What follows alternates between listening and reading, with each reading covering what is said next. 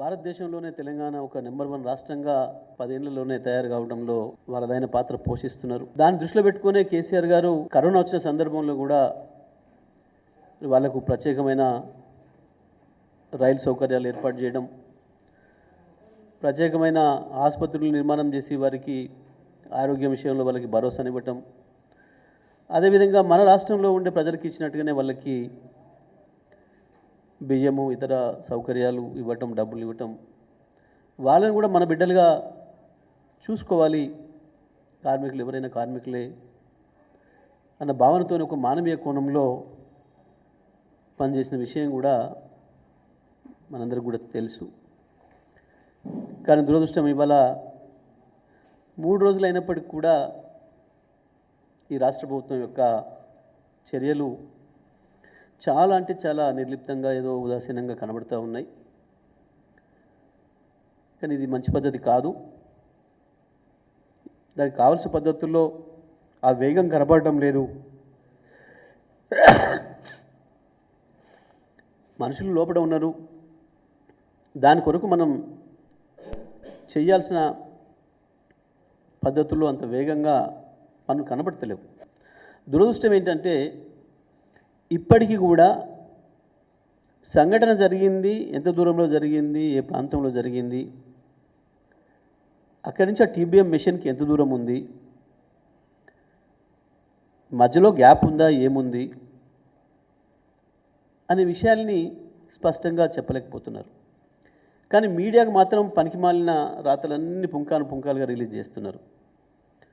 అప్పుడే ఒక ఆయన టీబీఎం మిషన్ పనికిరాదని, అదేదో మొత్తం ఖరాబ్ అయిపోయిందని, ఇక ప్రత్యామ్నాయ మార్గం కావాలని, ఇది మొత్తమే పనికిరాదు ఇంకో వైపు నుంచి వెళ్ళడం వల్లని రకరకాల రాతలను చూస్తూ ఉన్నాం.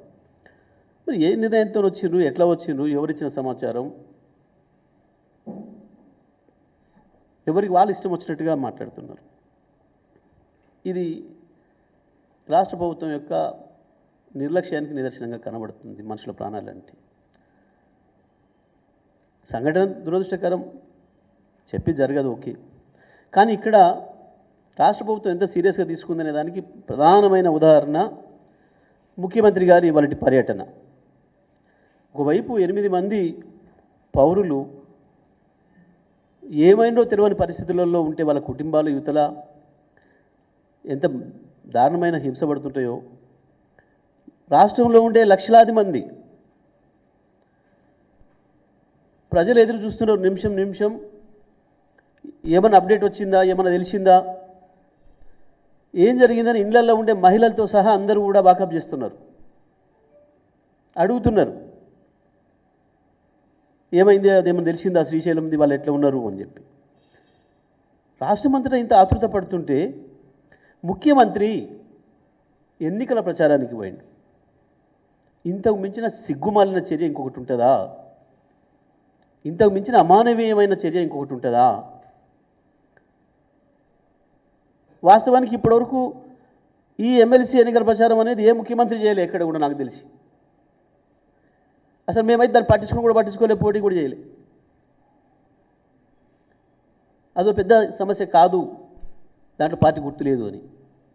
అటువంటి ఎన్నికకు ముఖ్యమంత్రి పోవడం అంటే కనీసం ఇక్కడికి పోకుండా, అక్కడ సీరియస్నెస్ చూపించకుండా, ఏంది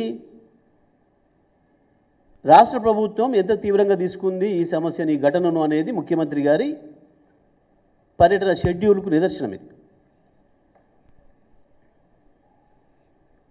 గింత సోయి లేని ముఖ్యమంత్రి, గింత మానవీయత లేని ముఖ్యమంత్రి, ఇంత బాధ్యత లేని ముఖ్యమంత్రి ఈ రాష్ట్రంలో ఉన్నాడు. ఈ రాష్ట్ర ప్రజల దురదృష్టం. నిజమే, అక్కడున్న మంత్రులు పాపం సొరంగం ముందడి పోయి ఒక ఫోటో దిగి పంపడం, ఏదో ఒకటి నోటికొచ్చింది చెప్పి రాయించుకోవడం తప్ప అసలు జరుగుతున్నది ఏంది, ఏం పని చేసిరు ఇప్పటివరకు? 72 గంటలు జరిగిపోతుంటే ఇప్పటివరకు సంఘటన జరిగి గిది అని చెప్పి చెప్పగలిగిన పని ఒక్కటేమైనా చేసిందా ఇప్పటివరకు? ఇది 100% రాష్ట్ర ప్రభుత్వం యొక్క నిర్లక్ష్యమే కారణం. ఈ ఘటనకు అందులో సందేహం లేదు. దానికి సాక్ష్యం ముఖ్యమంత్రి గారి ప్రవర్తన. ఈ సంఘటన జరిగిన టైం నుంచి ఇప్పటి వరకు ముఖ్యమంత్రి గారి ప్రవర్తన ఏదైతుందో ఇంతకు మించిన దారుణమైంది ఇంకొకటి ఉండదు. వాస్తవానికి ఈ దేశంలో ఏ మూలనున్నా ప్రత్యేకమైన విమానం పెడితే మహా అయితే 2 నుంచి 3 గంటలే జర్నీ.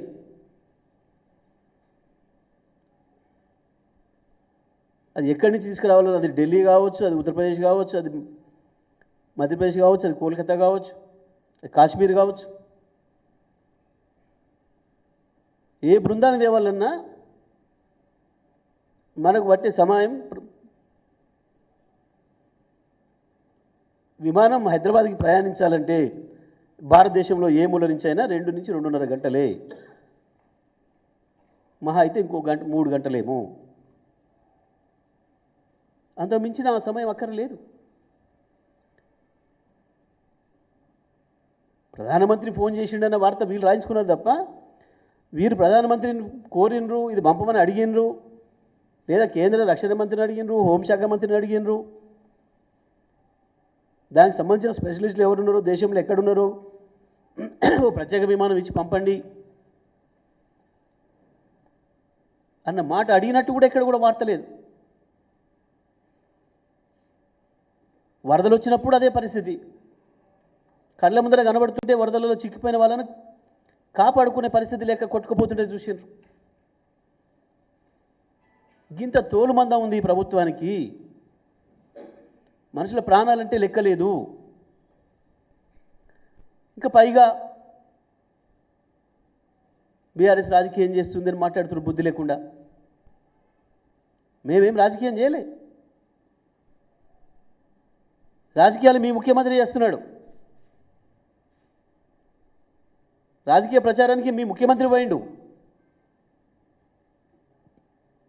రాజకీయాలు బీఆర్ఎస్ చేయలే. మనుషుల ప్రాణాలని వదిలిపెట్టి లెక్క పెట్టకుండా రాజకీయాలు ఓట్ల కొరకు తిరుగుతుంది సిగ్గు లేకుండా మీరు. కనీస జ్ఞానం ఉండాలి.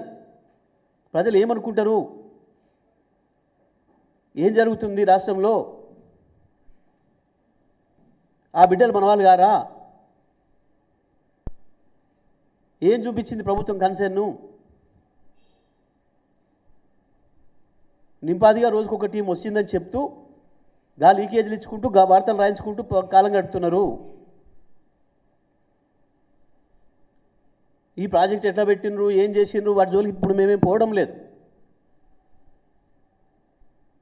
ఈ ప్రాజెక్టులో ఉండే కుట్ర అయింది.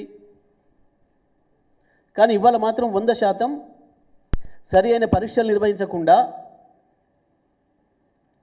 సీపేజీ వస్తున్న సందర్భంలో అది ఏ ప్రాంతం నుంచి వస్తుంది, ఏంది, పనులు కొనసాగించవచ్చా లేదా అనేది నిర్ణయించకుండా, టెక్నికల్ టీంను పిలిచి వాళ్ళ సర్టిఫికేట్ తీసుకోకుండా, వాళ్ళ అనుమతి తీసుకోకుండా మీరు చేసిన చర్యల వల్లనే ఇవాళ ఈ ప్రమాదం సంభవించింది. ఇది 100%, 100% రాష్ట్ర ప్రభుత్వం యొక్క వైఫల్యమే, రాష్ట్ర ప్రభుత్వం యొక్క నిర్లక్ష్యమే. అటువంటి సొరంగాలు తవ్వేటప్పుడు తీసుకోవాల్సిన జాగ్రత్తలు తీసుకోకపోవడం వల్లనే ఇది జరిగింది.